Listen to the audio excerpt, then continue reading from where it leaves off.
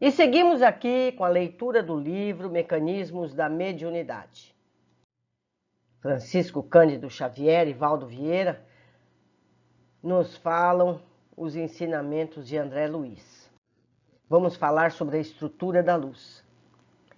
Clerk Maxwell, centralizado nos estudos do eletromagnetismo, previra que todas as irradiações, inclusive a luz visível, pressionam os demais corpos. Observações experimentais com o jato de uma lâmpada sobre um feixe de poeira mostraram que o feixe se curvou, como se impelido por leve corrente de força.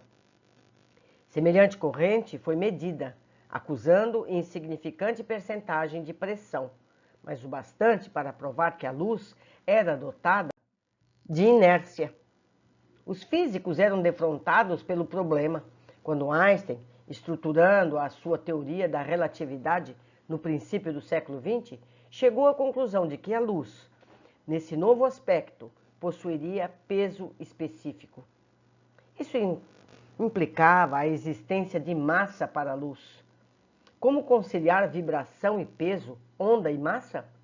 Intrigado, o grande cientista voltou às experiências de Planck e Bohr e deduziu que a luz de uma lâmpada resulta de sucessivos arremessos de grânulos luminosos em relâmpagos consecutivos a se desprenderem dela por todos os lados.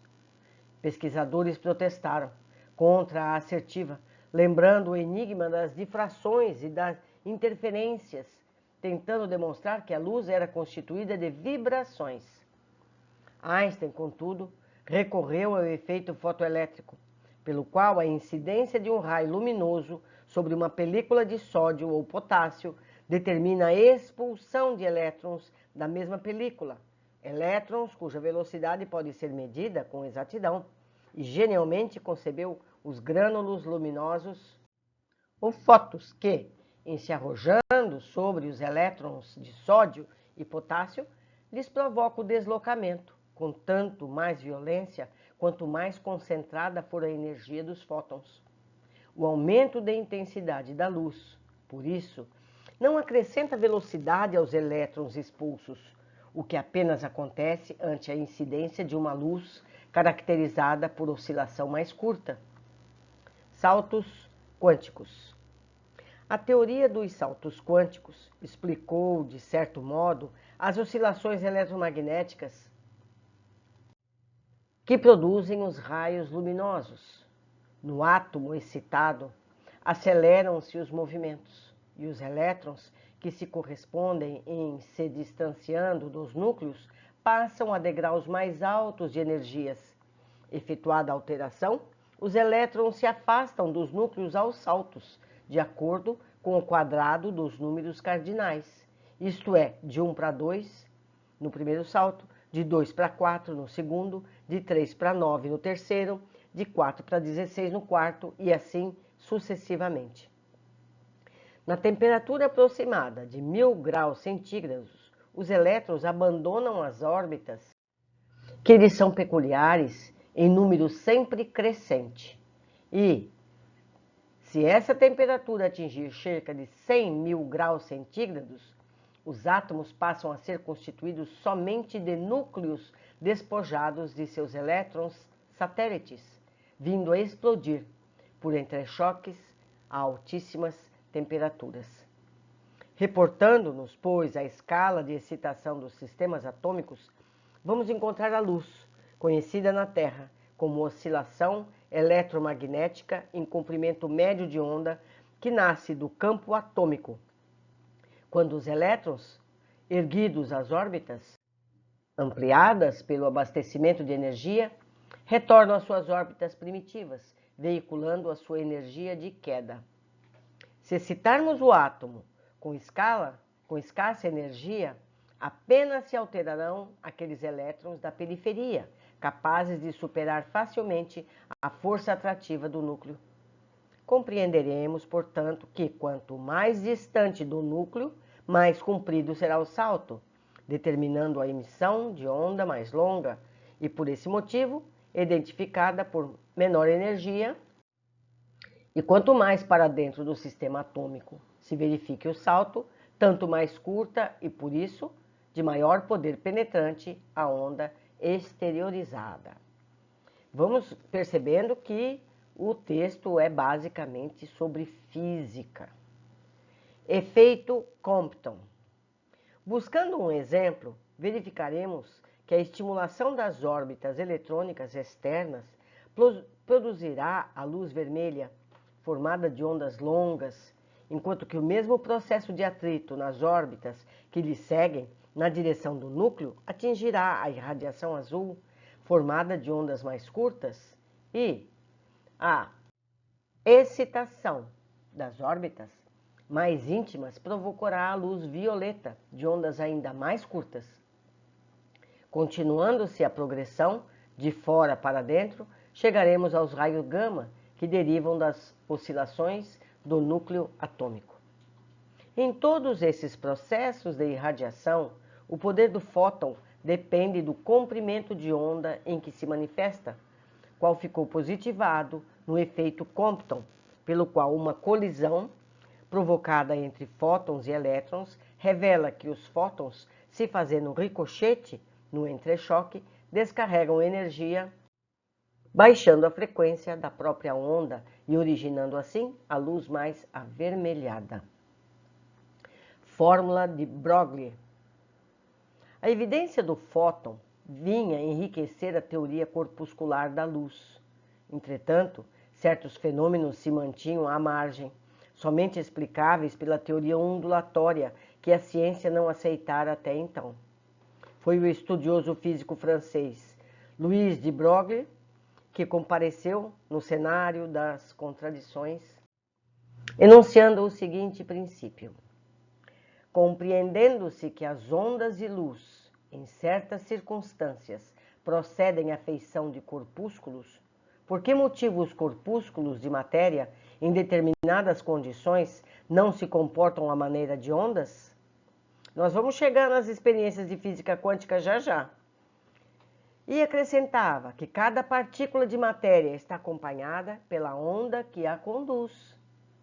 Suportando hostilidades e desafios, devotou-se a minuciosas perquisições e criou a fórmula para definir o comprimento da onda conjugada ao corpúsculo, entendendo-se, desde então, que os elétrons arremessados pela válvula de Röntgen, quando originam oscilações curtas, aproximadamente 10.000 vezes mais reduzidas que as ondas de luz, são transportados por ondas tão curtas como os raios-x. Mecânica ondulatória. Físicos distintos não se sentiam dispostos a concordar com as novas observações de Broglie, alegando que a teoria se mostrava incompatível com o fenômeno da difração, e pediam que o sábio lhes fizesse ver a difração dos elétrons, de vez que não admitiam a existência de corpúsculos desfrutando propriedades que, a seu ver, eram exclusivamente características das ondas.